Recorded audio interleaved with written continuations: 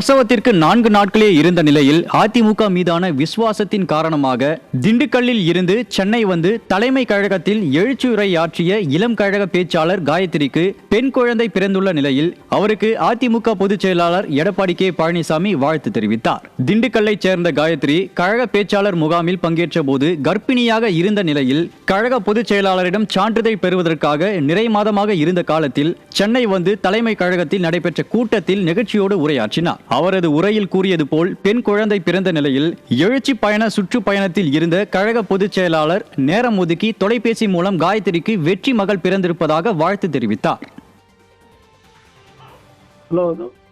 ஐயா காயத்ரி மகாதேவினி வாழ்த்துக்கள். எல்லாருடைய இறைவனுடைய அருளால் லட்சுமியே பிறந்திருக்கிறாங்க. வாழ்த்துக்கள். கண்டிப்பாங்க ஐயா, உங்களுடைய தாயோட வீடு திருமணனுடைய வாழ்த்துக்கள். நிச்சயம் நோயெல்லாம் பல்லாண்டு வளர்ந்து எல்லா வளங்களும் பெற்று உங்களையும் உங்களுடைய ஆசீர்வாதத்தினால் உடல்நலம் சரியாகி நம்மளுடைய கட்சிக்காக உண்மையாக உழைப்பதற்கு காத்துட்டு இருக்கேங்க. ரைட் நல்லா ஆகட்டும்.